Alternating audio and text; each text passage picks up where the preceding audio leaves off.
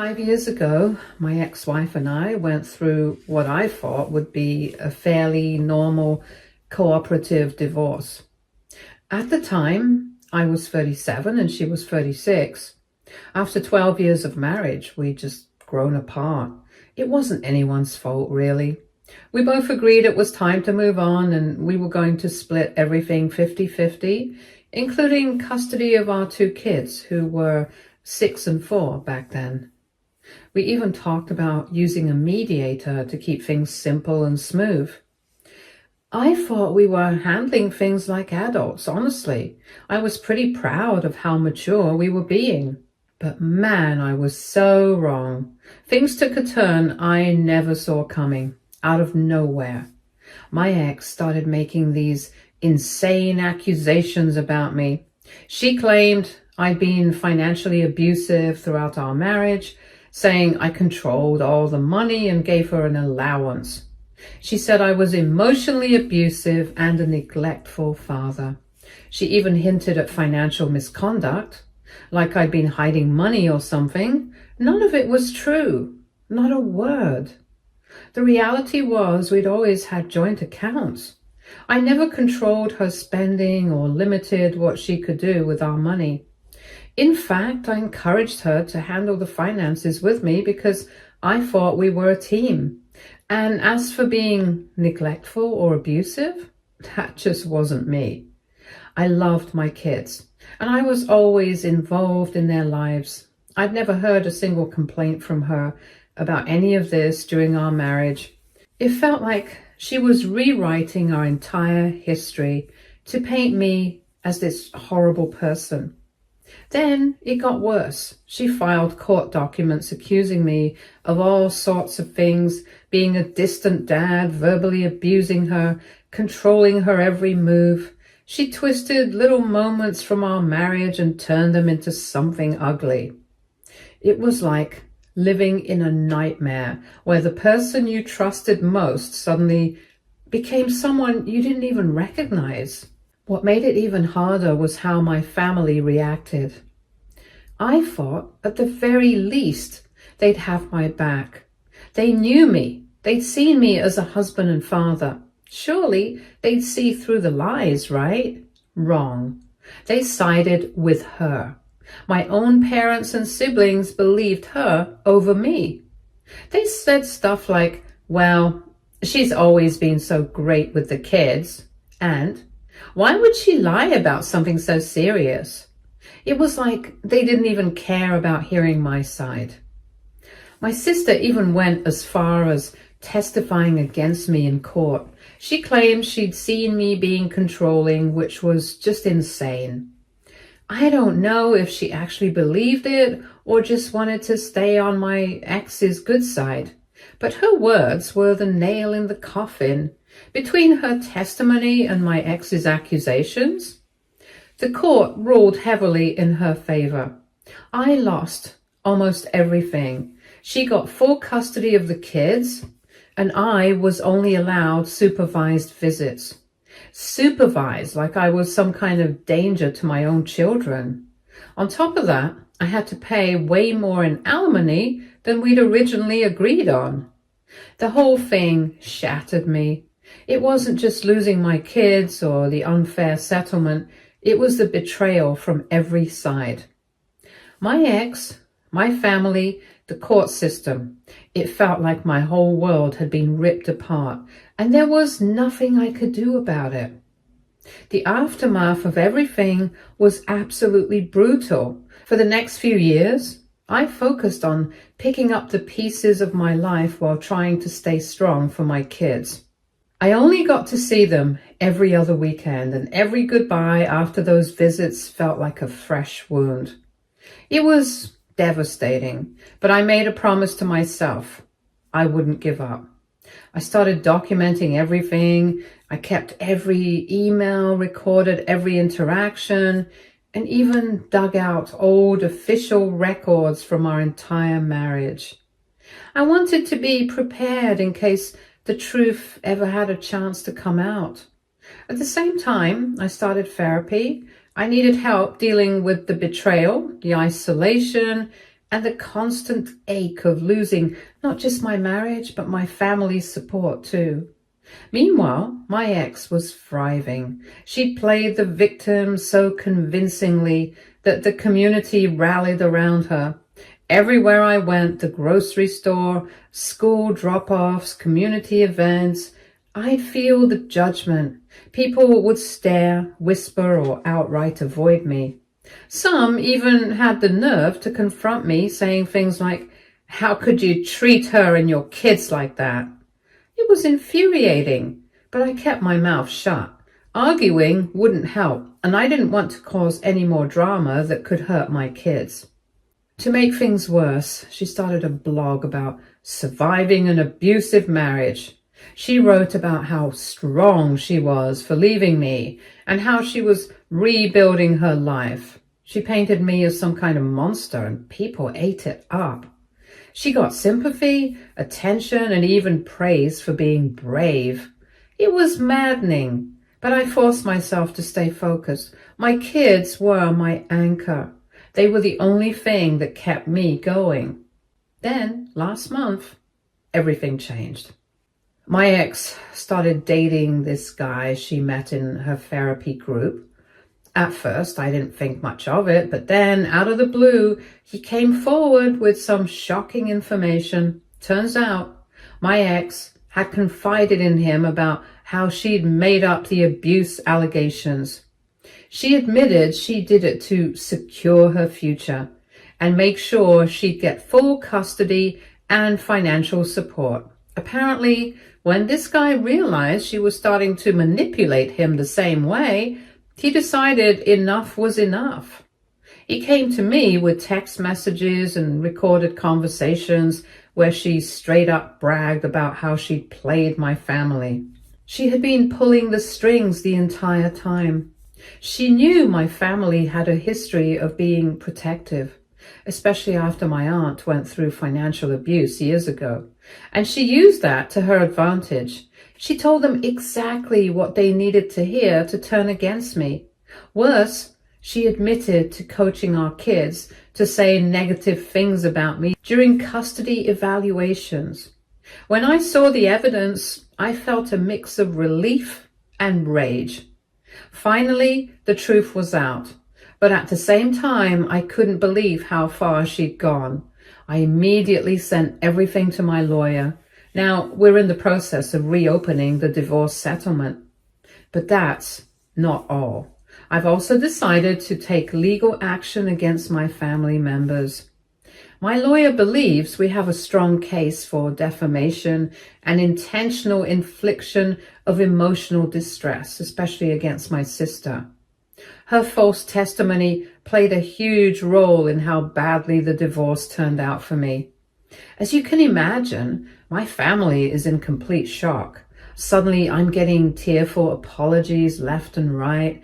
My parents keep saying they were just trying to protect someone they thought was a victim. My brother claims they were manipulated too and shouldn't be blamed. My parents are begging me to drop the lawsuit and saying it will destroy the family. But here's the thing. How can I forgive them? Their actions didn't just hurt me. They cost me years with my kids. They destroyed my reputation in our community. They left me to deal with overwhelming emotional trauma. And I've spent thousands on therapy trying to heal.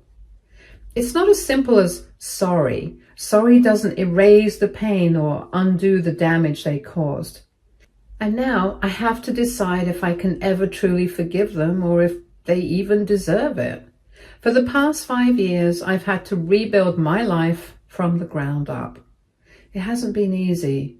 My career took a huge hit because of the accusations my ex made. Word spreads fast in a small community, and it's hard to recover your reputation once people believe the worst about you.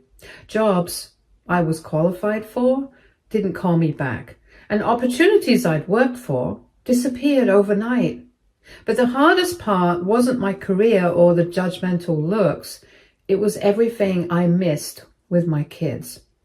There were so many moments I should have been there for: school plays, birthday parties, first days of school, even just reading them bedtime stories. Those are things you don't get back, no matter how much time passes. The part that hit me the hardest came just recently. My daughter, who's 16 now, sat me down and asked why I didn't fight harder to be in her life. I didn't even know how to respond. I did fight. I fought with everything I had, but the system was stacked against me. Her words crushed me because it felt like no matter what I'd done, I still failed her. And now my family, yes, the same people who believed my ex's lies and turned their backs on me, say they want reconciliation. They claim they see the error of their ways and want to make things right. But here's the thing. How do I trust them again? What they did wasn't a small mistake or a misunderstanding. These were deliberate choices. They chose to believe her lies without even giving me a chance to explain. They chose to testify against me, knowing it could destroy my life, and it did. Even if I win this legal battle, I know the scars they've left won't ever fully heal. The years I lost with my kids, the damage to my reputation, the nights I cried myself to sleep wondering why my own family betrayed me. You can't just undo that with a few apologies and promises to be better. So now I'm stuck asking myself, am I going too far by pursuing legal action against them? Or is this the only way to hold them accountable for the pain they caused? Part of me feels like I have every right to seek justice. They were part of the reason my life fell apart, and there should be consequences for that. But another part of me wonders if this is just going to make things worse. Will it give me the closure I'm looking for? Or will it just reopen old wounds and create even more pain? I don't know what to do. I don't know if I should listen to the part of me that's angry and hurt, or if I should let it go and try to move on. It's hard to see a path forward when the people who were supposed to stand by you were the ones who helped tear you down. I'd really appreciate any advice or perspective. Update 1. First off, thank you all so much for the overwhelming support. Reading your comments has been a lifeline during a really tough time. Your perspectives and advice have helped me stay grounded and reminded me that I'm not alone in this fight. A lot of you had questions, so I wanted to address them and give an update on what's been happening. Yes, I have full documentation of everything. The financial losses, the emotional toll, and the lies that were used to tear my life apart. The financial impact alone has been staggering. Between lost wages, because I had to leave jobs due to my ruined reputation, therapy bills, the legal fees from the original divorce, and the insane alimony payments, my lawyer estimates the total damages to be around $380,000. That's money I'll never get back, but honestly, the emotional damage has been even worse. I spent the past 5 years rebuilding my life from scratch, trying to maintain any kind of meaningful relationship with my kids. And let me tell you, it hasn't been easy. My daughter, who's 16 now, recently asked me why I didn't fight harder to be in her life when everything was falling apart. That absolutely broke me. I fought with everything I had, but the system was stacked against me. I did everything I could, but at the end of the day, it wasn't enough.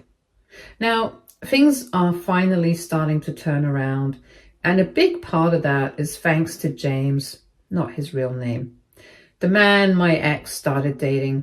He came forward with a sworn affidavit detailing months of conversations with her. He also shared text messages where she openly bragged about how easy it was to turn my family against me. Reading those messages was gut-wrenching. She described me as gullible, saying I'd never fight back because I'd be too focused on protecting the kids. She even laughed about how predictable I was. James told me he decided to come forward because he saw her starting to spin the same kind of lies about him. Apparently, when he questioned her about some suspicious financial transactions, she started accusing him of being controlling.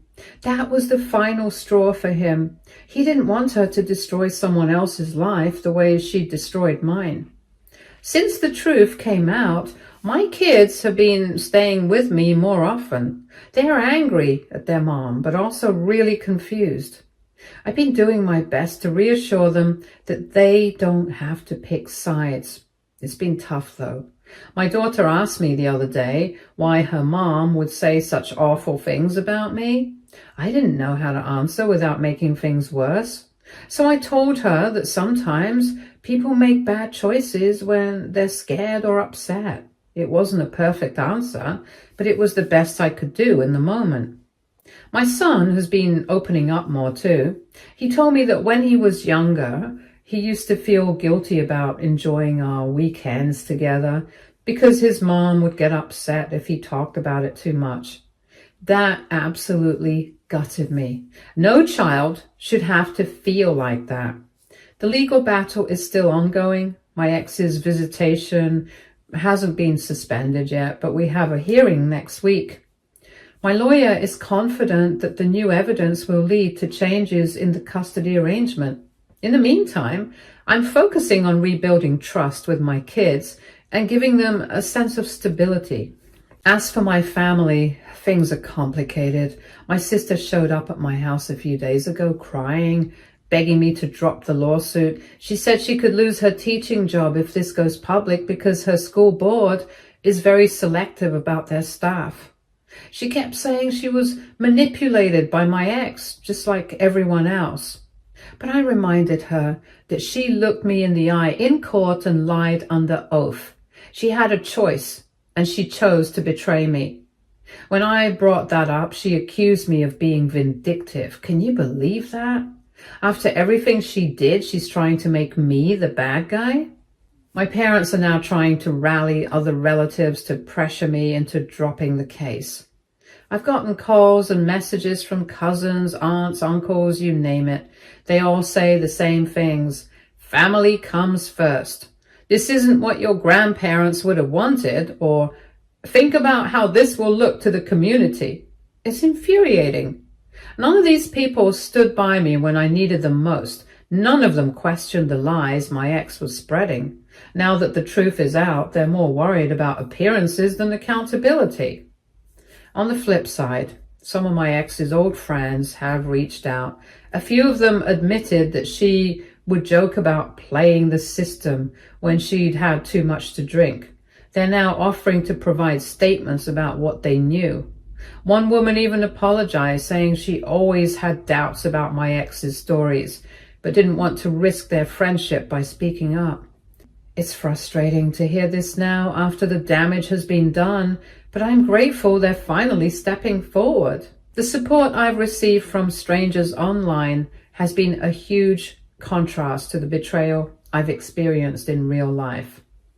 Your encouragement has reminded me why I'm fighting this fight. Some of you have asked if I'm worried about the emotional toll this will take on my kids.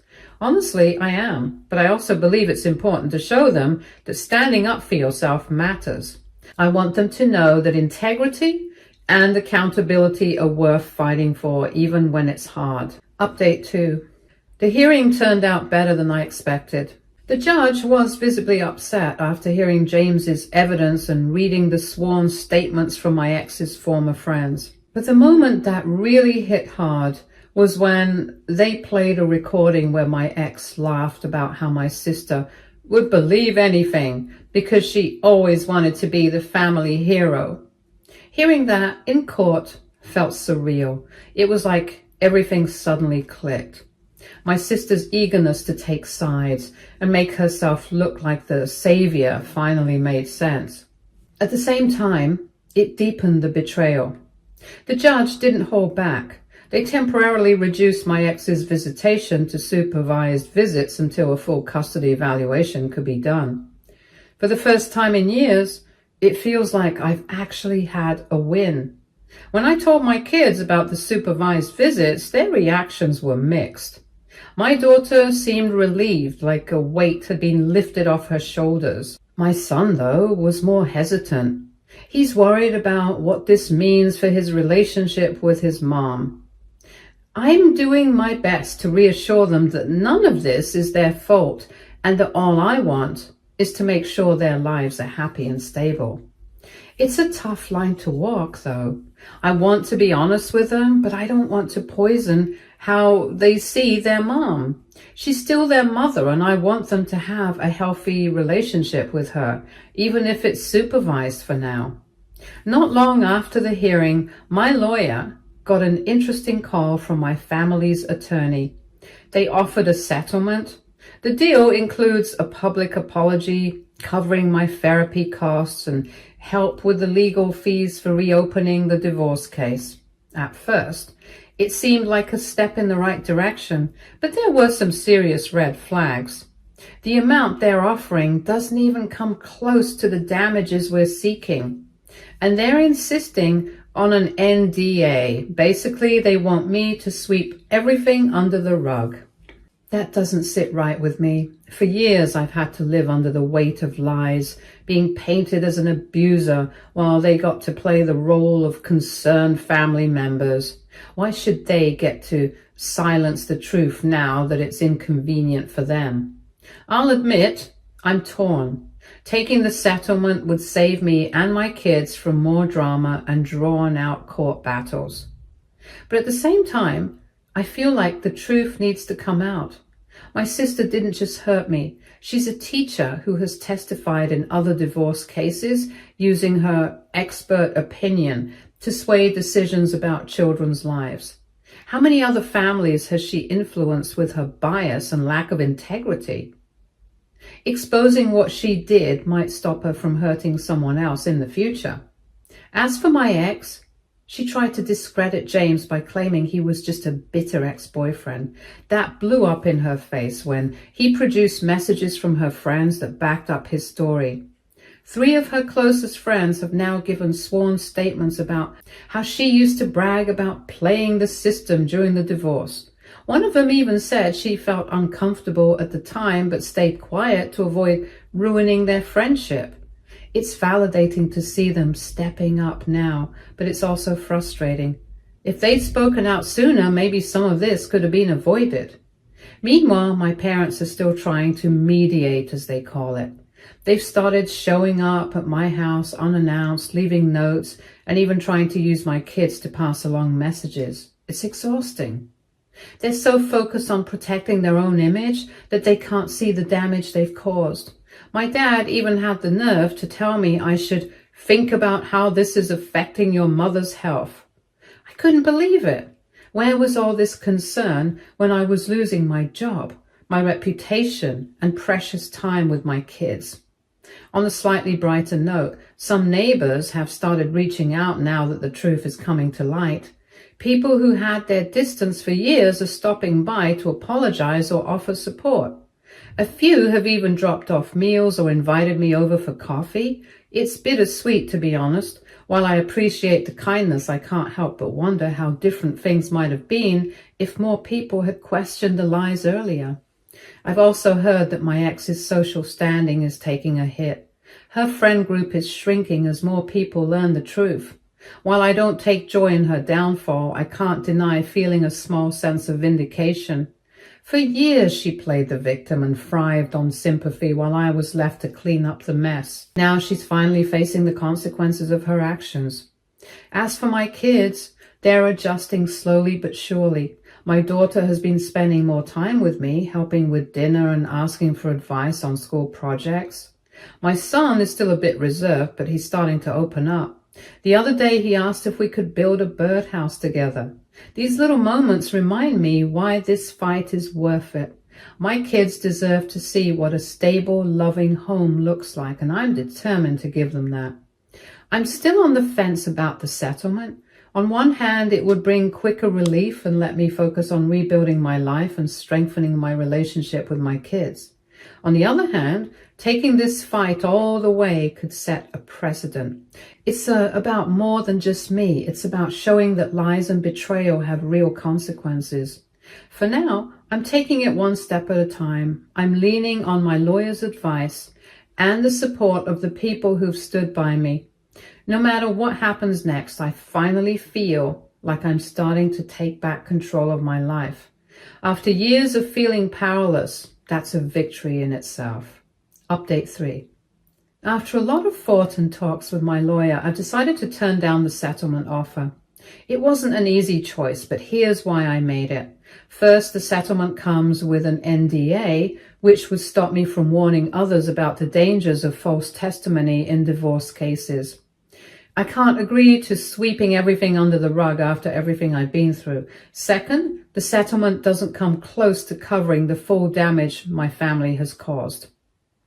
It feels more like a way for them to save face, not a real attempt to make things right.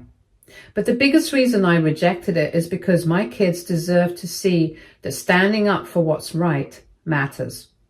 I want them to know that integrity and accountability are non-negotiable, even if it's hard. Today was our first court date for the civil suit, and it was intense.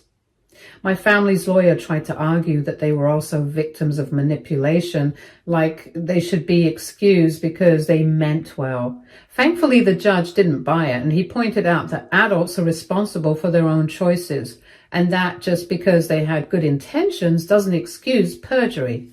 Hearing that in court felt validating. For years, I've been made to feel like I'm the one overreacting, so having a neutral party acknowledge what happened really helped. James was key again today. He shared more about how my ex would brag about manipulating my family and calling them easy targets because of their protective instincts and my sister's need to be the family hero. His testimony painted a clear picture of how calculated her actions were, leaving no room for my family to claim they were innocent victims. He also shared new evidence, and now some women from the same therapy group are coming forward. They've talked about how my ex coached them on ways to exaggerate their divorce settlements, including making up abuse stories. The district attorney is now looking into possible perjury charges against both my ex and my sister. It's a bittersweet feeling. It's good to see them facing consequences, but it's hard to accept that it had to get this far. The kids are doing better with therapy, though it's clear they're still processing a lot. My daughter surprised me the other day by asking if she could speak at the custody hearing next month. She wants the judge to know how much she loves spending time with me and how safe she feels at my house. Her words broke my heart in the best way. It's not fair that she has to stand up for herself like that, but it also shows her strength. My son, though quieter, has been asking more questions about the court process, and I've been trying to answer as honestly as I can without overwhelming him. My ex, of course, is sticking to her story. She's trying to spin it that I'm just doing all of this out of revenge. She even filed a motion to delay the custody hearing, saying the stress of the civil suit is affecting her ability to focus on the kids. Thankfully, the judge denied it, saying that with all the new evidence, it's important to move forward and reassess custody. Meanwhile, my family is still trying to do damage control. My parents have been calling extended family members, trying to make me out to be the one tearing the family apart. I've gotten a ton of calls and messages from aunts, uncles, and cousins, all telling me I should be the bigger person and think about the family. It's maddening. Where was this concern when they were all testifying against me, siding with my ex? It's like they can't even see their own hypocrisy. I'm done trying to explain myself to people who refuse to see the truth. One of the most unexpected things that's happened is the reaction at my sister's workplace. Word has started to spread about her involvement in the case, and it's causing a stir at her school. Some parents are even questioning if someone who lied under oath should be trusted with their kids. As much as I don't want to harm anyone's career, it's hard to feel bad when her actions have caused so much damage to me and my kids. If this makes her realize the consequences of her choices, then maybe it's for the best. The community seems to be changing too. More neighbors and people I haven't heard from in years have started reaching out. apologizing for believing the worst about me. Some have even offered to write character references for the custody hearing. I appreciate it, but it's hard not to feel a little bitter. Where was this support when I really needed it? Still, I'm trying to stay focused on the positive and use their backing to strengthen my case. Through all of this, I'm doing my best to show my kids resilience and integrity. I've been talking to them about standing up for what's right, even when it's tough. I've also been teaching them that forgiveness is important, but that doesn't mean letting people off the hook. My daughter's decision to speak at the hearing is proof of her courage, and I'm so proud of her for wanting to be heard. I know some people think I'm being too harsh by pushing legal action and turning down the settlement, but this isn't about revenge. It's about justice. It's about making sure the truth comes out and that no one else has to go through what I have. Family ties don't mean you get to destroy someone's life, and it's about time my family learned that. I'll update again after the custody hearing. Thanks again to everyone who's been supporting me. Your encouragement has given me the strength to keep fighting for what's right. Update 4. It's been a while since I last posted, and I wanted to share the good news. After a long and exhausting battle, the judge ruled in my favor. I've been granted primary custody of my kids. My ex still has visitation rights, but they remain supervised for now, given the evidence presented during the hearings. It's a massive relief to know that my kids will have stability and a safe environment to grow up in. What helped the most was that my daughter spoke bravely about how much she loves being with me and how she feels safe and supported at my home. My son, though quieter, shared with his therapist, who then provided input to the court about how much progress he's made while living in a calmer, more structured environment. The judge acknowledged all of this when making the decision, and it felt like a validation of everything I fought for these past few years. I can't say this journey has been easy, but the weight I've carried for so long feels lighter now. My kids are laughing more, opening up, and settling into the peace they deserve. For the first time in years, I feel like I can breathe and look forward to the future. To everyone who supported me, thank you one last time. Whether it was a kind comment, advice, or just following along, it meant the world to know I wasn't alone.